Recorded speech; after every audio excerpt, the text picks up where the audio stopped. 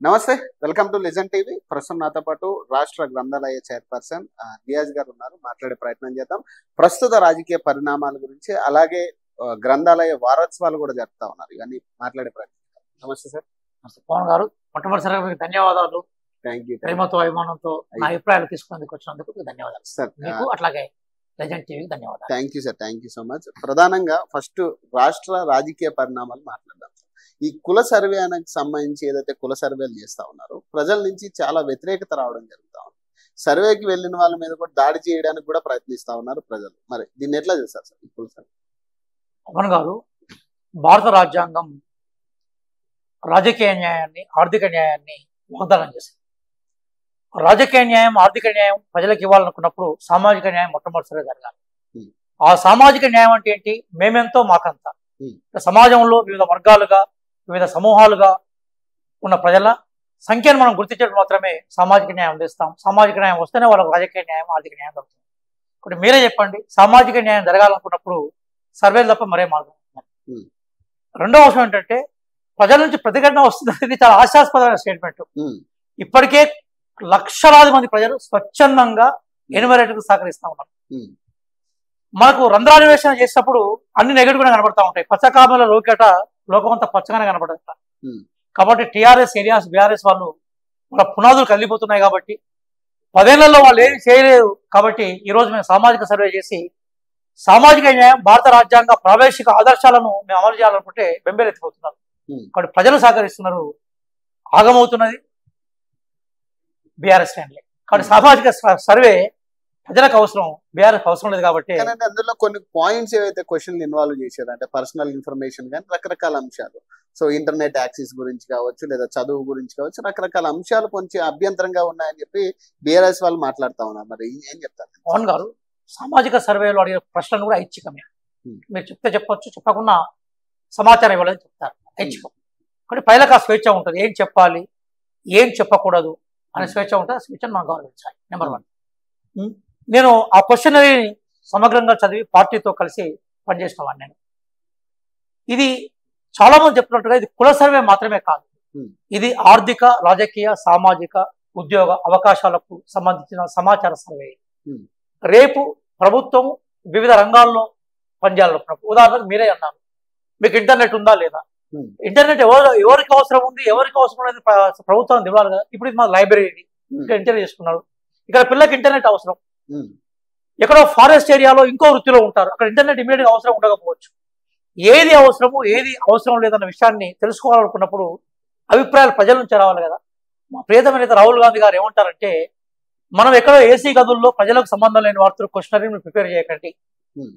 ప్రజలకు ఏం అవసరమో, ఏం కోరుకుంటున్నారో ఆ ప్రశ్నలు వాళ్ళ దగ్గర నుంచి రూపొందించమన్నారు. కాబట్టి సామాజిక సర్వేకి సంబంధించిన ప్రశ్నలను రూపొందించే ముందు ఒక పైలట్ స్టడీ జరిగింది. ఆ పైలట్ స్టడీలో మా అధికారులు వెళ్ళి ప్రజలు ఏ విషయాల మీద, ప్రభుత్వం నుంచి ఏం ఆశిస్తున్న విషయం మీద మేము ఒక చెక్ పాయింట్ తీసుకున్నాం. ఆ చెక్ లిస్ట్ ఆధారంగానే ఈ ప్రశ్నలు ఉన్నాయి. మీరు అన్నట్టుగా ఈ ప్రశ్నలకు సమాధానాలు కూడా ఐచ్ఛికమే. అందులో ఇంకో కాలం ఉంది. నీ కులాన్ని, మతాన్ని నువ్వు చెప్పే అవకాశం వదలుకుంటే, కులరహితం, మతరహితంగా ఉండాలనే ఒక అత్యున్నతమైన చైతన్యాన్ని కలిగి ఉంటే నో క్యాస్ట్, నో రిలీజన్ రాయమంటున్నారు. అట్లాగే ఏ విషయంలో నాకు ఇష్టం లేదనుకున్నప్పుడు నువ్వు చెప్పొద్దని చెప్తున్నాయి. కాబట్టి బలవంతంగా మేము ఎవరిని కూడా చేయట్లేదు, వాళ్ళ అభిప్రాయాలు. కానీ ప్రజలు సమాచారాన్ని ఎక్కువ ఇచ్చినప్పుడు రేపు భవిష్యత్తులో ఆ ప్రజలకు మేము ఏం కావాలో ఇచ్చే అవకాశం ఉంటుంది. ఎందుకంటే సామాజిక లక్ష్యం ఏంటి, సామాజిక న్యాయం లక్ష్యం ఏంటి? మేమెంతో మాకంత. మేమెంతో తెలుస్తే కదా మాకంత ఇచ్చేది, మేమెంతో తెలుస్తే కదా మాకంత కావాలని డిమాండ్ చేసేది. కానీ ఆ లక్ష్యాన్ని అర్థం చేసుకున్నప్పుడు ఈ భ్రమలు పోయే అవకాశం. కానీ ఈ కులగణన వల్ల అంటే నిరుద్యోగులకి ఏమన్నా ఉపయోగపడే ఛాన్స్ ఉందా? ఎందుకంటే చాలా మంది జీవో నెంబర్ 29 రద్దు చేయమని మొన్న కూడా రోడ్డెక్కిన పరిస్థితి కనపడతా ఉంది. కనీసం ప్రభుత్వం వాళ్ళకి సానుకూలంగా కూడా ఎక్కడా స్పందించలేదు. అసలు రియాజ్ గారు బయటకు వచ్చి మాట్లాడలేదని వాళ్ళు అడుగుతా ఉన్నారు. మరి ఇదే సార్, మిమ్మల్ని నేను ఒక సూటిగా ప్రశ్న అడుగుతున్నాను. ఏంటంటే, మేమెంతో మాకంత అనేది ఆచరణలోకి రావాలా, రాకూడదు? రావాలి. రావాలనుకున్నప్పుడు ఇప్పుడు 50% సీట్ ఖచ్చితంగా ఎత్తేయాల్సిందే. నేను ఆనెస్ట్గా చెప్తున్నాను. గతంలో చాలా సర్వేలు చేశారు. ఈ దేశంలో ప్రధానంగా బీసీలకు చాలా అన్యాయం జరుగుతుంది. ఎందుకంటే వాళ్ళకి జనాభాతో కంపేర్ చేస్తే అవకాశాలు తక్కువ ఉన్నాయి. ప్రధానంగా బీసీలకు న్యాయం జరగాలనుకున్నప్పుడు మైనారిటీలకు న్యాయం జరగాలనుకున్నప్పుడు, మహిళలకు న్యాయం జరగాలనుకున్నప్పుడు, ఎస్సీ ఎస్టీలో కూడా న్యాయం జరగాలనుకున్నప్పుడు ఖచ్చితంగా రిజర్వేషన్ల సీలింగ్ ఎత్తివేయాలి. రిజర్వేషన్ల సీలింగ్ ఎత్తివేయాలనుకున్నప్పుడు కోర్టులో ఏదైనా పిటిషన్లు వచ్చినా ప్రభుత్వపరమైన ఆర్గ్యుమెంట్ చేయాలా కూడా మాకు డాటా ఉండాలి కదా. డాటా లేకుండా మేము రిజర్వేషన్స్ను మేము పెంచే అవకాశం ఉండదు కదా. రాహుల్ గాంధీ గారు చాలా స్పష్టంగా రిజర్వేషన్ సీలింగ్ ఎత్తివేయడమే కాంగ్రెస్ పార్టీ ప్రస్తుత లక్ష్యం అని చెప్పారు.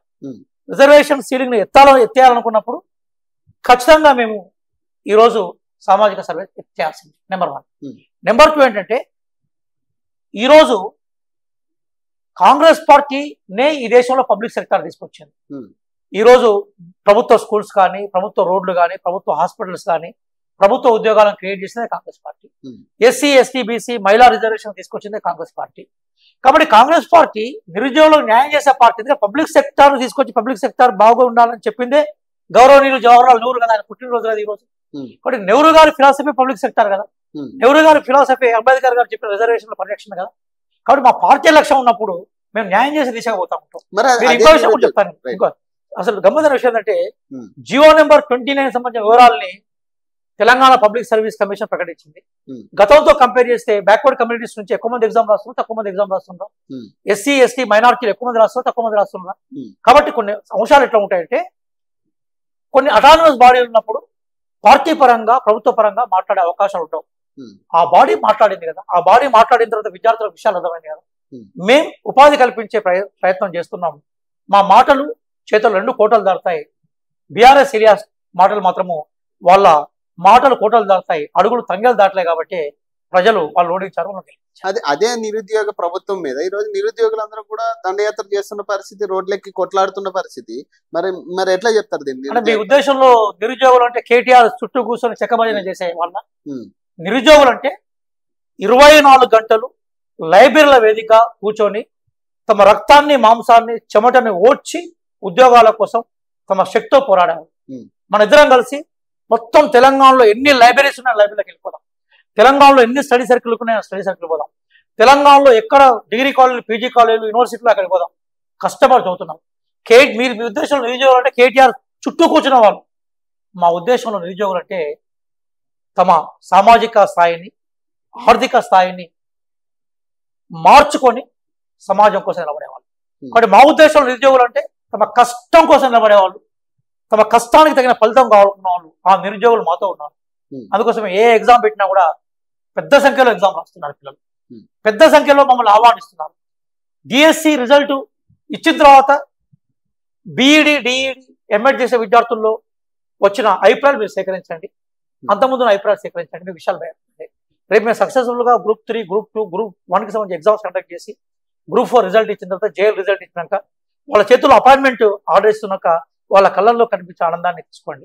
కానీ ఈరోజు ఏమైపోయిందంటే టీఆర్ఎస్ ఎలియాస్ బీఆర్ఎస్ ఒక చట్రంలో ఉండి నిరుద్యోగులని మోసం చేసే ప్రయత్నం చేసింది. అదే నిరుద్యోగులు టీఆర్ఎస్ బీఆర్ఎస్ ఓడించారు. వాళ్ళకు సంబంధించిన డ్రామాల నుంచి కూడా వాళ్ళు గమనించారు. కాబట్టి మెజారిటీ నిరుద్యోగులు కాదు, మొత్తం నిరుద్యోగులు అంటే ఉద్యోగ కల్పన, ఉద్యోగాలే మాకు కావాలి అని కోరుకున్న వాళ్ళు మాతో ఉన్నారు. ఊరికే బేసికల్గా కాంగ్రెస్ పార్టీ బద్నాం చేయాలి, స్పాన్సర్డ్ చేసే కొద్దిమంది బీఆర్ఎస్తో ఉన్నారు. వాళ్ళు ఎవరో కేటీఆర్ ఉన్నారు. కేటీఆర్ స్వయంగా చెప్పాడు కదా సార్, నేనే సుప్రీంకోర్టు ఫీజును కట్టినాను, నేనే ఈ విషయాన్ని సుప్రీంకోర్టు తీసుకుపోయినాను, నేనే వీళ్ళకు సలహాలు ఇస్తున్నా, న్యాయ సలహాలు ఇస్తున్నా ఆయనే చెప్పుకునే. కాబట్టి అది ఎవరైతే మీ ఉద్దేశంలో ఎవరైతే ఆందోళన చేస్తారని మీరు అనుకుంటున్నారో వాళ్ళు టీఆర్ఎస్ జేబుల్లో ఉన్న వాళ్ళు, ఈరోజు పరీక్ష రాసి ఉద్యోగాలకు చూసేవాళ్ళు, నిజమైన ఉద్యోగ ఆకాంక్షల కోసం ఉన్నవాళ్ళు. కాబట్టి విద్యార్థులు, నిరుద్యోగులు, యువకులంతా మాతో ఉన్నారు, కొద్దిమంది వాళ్ళతో ఉన్నారు. సార్ ఒకటి, మీరు 10 నెలలు అవుతా ఉంది కదా స్వేరింగ్ చేసి, అంటే యాజ్ ఎ చైర్పర్సన్ గా, అంటే మీరు చెప్పండి, అంటే ఈ 10 నెలల్లో మీరు చేసిన అభివృద్ధి ఏంటంటే గ్రంథాలయానికి సంబంధించి కానీ, లేదా ఫండ్స్ రిలీజ్ అయినాయి అసలు? అంటే యాక్చువల్గా నేను పదవిలోకి వచ్చి 10 నెలలు కాలేదు సార్, 100 రోజులు అవుతుంది. మా గవర్నమెంట్ పవర్ లోకి వచ్చిన తర్వాత పార్లమెంట్ ఎలక్షన్స్ వచ్చాయి. మా గవర్నమెంట్ పవర్ లోకి వచ్చాక పార్లమెంట్ ఎలక్షన్స్ వస్తే, పార్లమెంట్ ఎలక్షన్స్ అయిపోయిన తర్వాత మాకు ఆర్డర్స్ ఇచ్చారు. కానీ దాని తర్వాత మేము ఓట్ తీసుకున్నాం. 100 రోజులు అయింది తీసుకోండి. మొట్టమొదటిసారిగా నేను ఇప్పుడంతా కూడా టోటల్ గా మా రాహుల్ గాంధీ గారు చెప్పినట్టుగా డయాగ్నోజ్ చేయకుండా మీరు డిసీజ్ ని ఐడెంటిఫై చేయకని చెప్పాడు. అంటే నిర్ధారణ కాకుండా పరిష్కారం చూడదన్నమాట. నేను మొట్టమొదటిసారిగా ఆంధ్రప్రదేశ్ లో 800 లైబ్రరీలు కొత్త రాష్ట్రం కర్ణాటకలో దాదాపుగా 4,000 లైబ్రరీలు ఉన్నాయి, కేరళలో 9,000 ఉన్నాయి, తెలంగాణలో 600 లైబ్రరీలు ఉన్నాయి. ఈ లైబ్రరీల్లో ఏమేమి పిల్లలు కోరుకుంటున్నారు, ఒక చైర్మన్గా ప్రభుత్వంలో ఒక బాధ్యుడిగా నేను వాళ్ళ కోసం ఏం చేయగలుగుతున్నాను, ఇది నేను చేయాలనుకున్నప్పుడు క్షేత్రస్థాయి స్టడీ చేయాలనుకుంటున్నాను.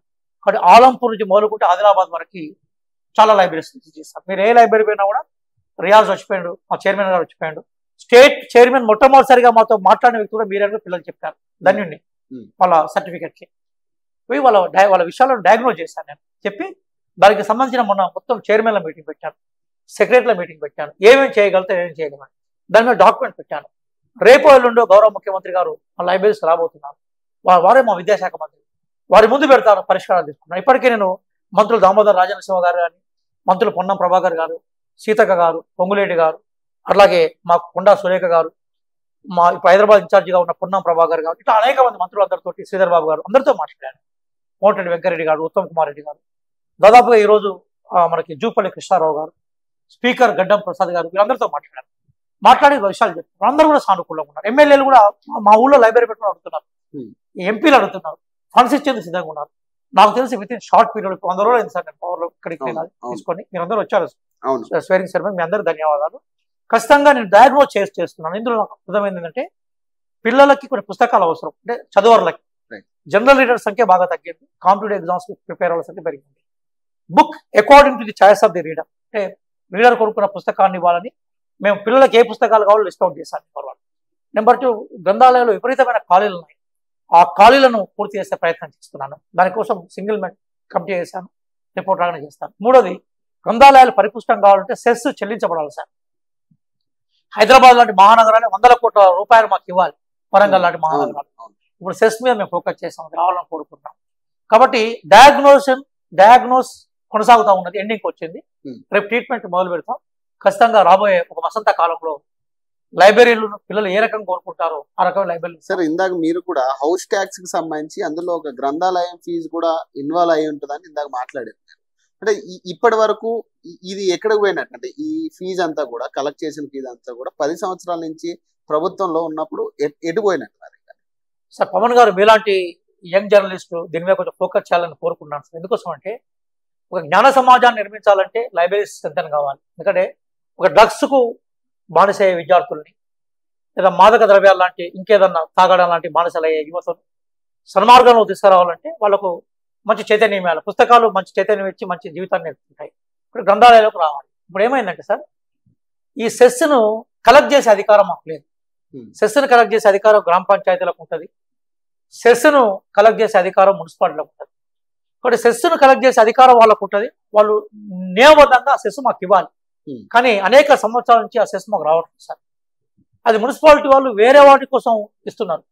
ఒకవేళ మేము అడుగుతప్పుడు జీతభత్యాలకు మాత్రమే చెల్లిస్తున్నారు. కాబట్టి మాకు కూడా జీతాలు రావట్లేదు. ఒక 3 నెలలు 4 నెలల నుంచి మా ఎంప్లాయీస్ చాలా సఫర్ అవుతున్నారు. అంటే ప్రతి 3 నెలలకు రావడం ఇది ఇప్పుడు కాదు, చాలా సంవత్సరాల నుంచి కొనసాగుతూ వచ్చింది. దాన్ని అధికారుల దృష్టికి తీసుకొస్తున్నాం. తీసుకొచ్చి సెస్ కనుక సకాలంలో చెల్లించబడితే ఖచ్చితంగా న్యాయం జరుగుతుంది. ఇంకో విషయం ఉంది సార్, ఉంది. గత గవర్నమెంట్లో జరిగింది. ఇప్పుడు ఇంకో విషయం చెప్తున్నా, అదేంటంటే కొన్ని ప్రాంతాల్లో సెస్ ఎక్కువ ఉంటుంది సార్. ఉదాహరణకి ములుగు ఉంది, నారాయణపేట, కొమరంభీం లాంటి జిల్లాలు చాలా పేద జిల్లాలు సార్. అక్కడ ప్రజలు పన్నులు కట్టడంలో ఇబ్బంది ఉంటుంది. హైదరాబాద్ లాంటివి, రంగారెడ్డి జిల్లా లాంటివి, వికారాబాద్ జిల్లా లాంటివి, మేడ్చల్ జిల్లా లాంటివి దాంట్లో కొంత ఫండ్స్ ఉంటాయి. మేమేమంటే కామన్ గుడ్ పెట్టాలనుకుంటున్నాం. అంటే అందరి ఫండ్ ఒక దగ్గరికి వస్తే ఆ ఫండ్ని అన్ని జిల్లాల ప్రకారం మనం కేటాయించినా కూడా పేద జిల్లాలు కొంత సెస్, ఆర్థిక వనరులు, ఇన్కమ్ తక్కువ ఉన్న జిల్లాలు న్యాయం చేస్తాం. ఆ దిశ కూడా మేము ఆలోచిస్తున్నాం సార్. ఏదైనా కూడా విద్యాశాఖ మంత్రిగా ఉన్నారు మన గౌరవ ముఖ్యమంత్రి గారు, కాబట్టి వారితో త్వరలోనే మేము లైబ్రరీ చైర్మన్ అందరం కలిసి కూర్చుంటాం, లైబ్రరీ డెవలప్మెంట్ కోసం ప్రయత్నిస్తాం. నేను మీ ద్వారా అప్పీల్ చేసేది సార్, రాజకీయ పార్టీలకు రాజకీయ భిన్నాభిప్రాయాలు ఉంటాయి, కానీ ఒక మంచి సమాజాన్ని కోరుకోవాలంటే జ్ఞాన సమాజాన్ని కోరుకోవాలి. అది ఏ రాజకీయ పార్టీ అయినా ఇక్కడ యువత, విద్యార్థులు వ్యసనాలకు లోను కావద్దని కోరుకున్నప్పుడు వాళ్ళకు నాలెడ్జ్ ఉన్నప్పుడు వ్యసనాలకు లోను కాదు. కాబట్టి నాలెడ్జ్ ఎక్కడి నుంచి వస్తుంది? లైబ్రరీలో ఉంటుంది. వ్యక్తి ఇండిపెండెంట్గా ఇంట్లో చదువుకున్నప్పుడు సైకలాజికల్గా అప్సెట్ అవుతుంటాడు, ఇన్ఫీరియారిటీ కాంప్లెక్స్లోకి వెళ్ళిపోతుంది. నలుగురి మధ్య చదువుతున్నప్పుడు ఆనందంగా ఉంటుంది. ఒక ఛాయ్ని ఒక్కరి మీద తాగితే నాలుక కాలిపోతుంది, నలుగురితో అదే ఛాయ్ తాగితే ఛాయ్ చాలా టేస్ట్గా ఉంటుంది. నలుగురి మధ్య ఉండేది కానీ మన సమాజ జీవులం కాదు, సంఘ జీవులం.